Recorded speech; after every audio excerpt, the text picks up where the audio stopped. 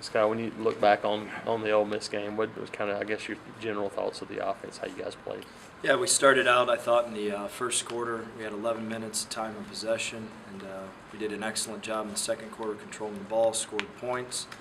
Third quarter, we started to slip. However, we had the ball half the time, had some missed opportunities in the third quarter, and then in the fourth quarter, we had our fourth quarter woes, to say the least. And that's where we need to eliminate our problems, is in the fourth quarter. And the positives are that you see some sparks of what an offense is supposed to do.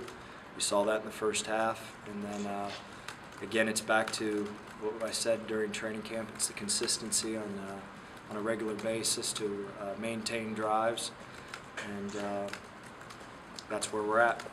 You put that second quarter on a loop and go, hey, this is what it's supposed to look like. This is what it's supposed to look like. That's exactly what it's supposed to look like. And so you see that we're capable. It's just that we're not doing it on a regular basis. How did Clint grade out when you had a chance to kind of watch him? He did some really good things. He did some things that we need to change in order for us to compete and win the championship. What would you like to see him improve on? What's that? What would you like to see Clint improve on? Obviously, there was some times that we had some missed opportunities that the average fan would not see. We got to eliminate those missed opportunities. There's some things that happen in the red. If you really study our red, if you went back and analyze it, there's a lot of missed opportunities that we have, and we need to change that. And that's what we're working towards. What was it like being back upstairs this week? It's good.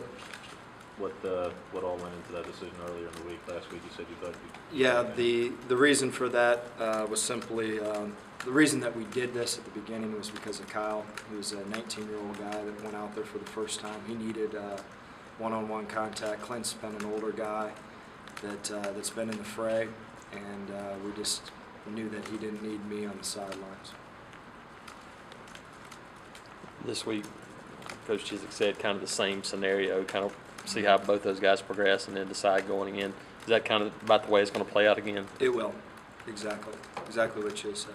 Does Jonathan Wallace have any more of a role in this game? He's been able to maintain about the same reps as he has in the previous weeks, because we're still giving reps to Kyle and Clint.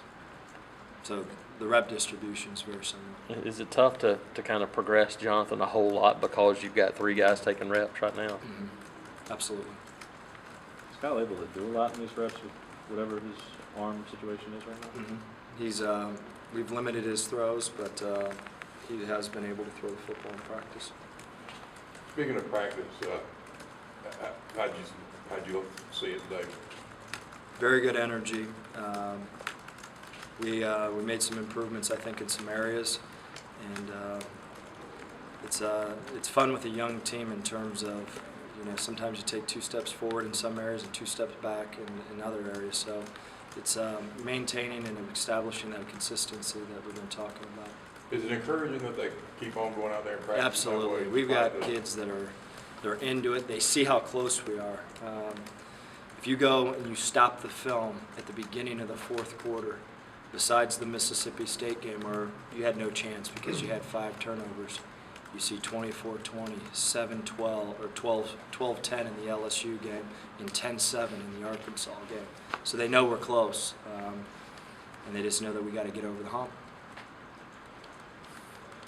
Especially in the second quarter, a lot more running this past week, and a lot more focus on Trey. Is that also part of that? This is what this is supposed to look like, a running back, getting that kind of attention and consistency.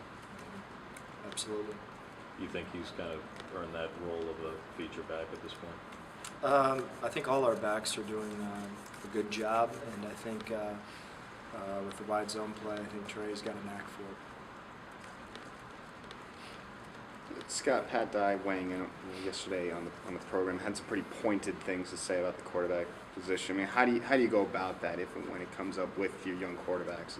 Obviously I don't think those guys ever heard those comments whatsoever. And, Pat Dye he's a legend around here, and he's able to give his opinion. And but I don't think our kids particularly the quarterbacks didn't read into that whatsoever. They never mentioned it to me whatsoever. Let's just go into what a lot of guys have said the last few days about you just ignore the outside noise and worry about what's going on in here. Yeah, I think you always got to worry about what you can control. However, Coach Dye is a legend, and we all respect his opinion for sure. But we just have to concentrate on what we can concentrate on in this building. Just talk about Vanderbilt defense. What do you see out of those guys, and what kind of stands out when you watch them? Very tough, very disciplined, and very smart. If you studied, they've done a great job defending the pass. South Carolina, I believe, had 67 yards passing. Florida had 76. Northwestern had 133. And the only one that's have thrown the ball effectively against them has been Georgia. Very disciplined, very tough, smart guys. They're going to force you to drive the football the length of the field. It's a bend and don't break defense, and they're going to make sure that they don't get explosive plays put on them. That's their mentality.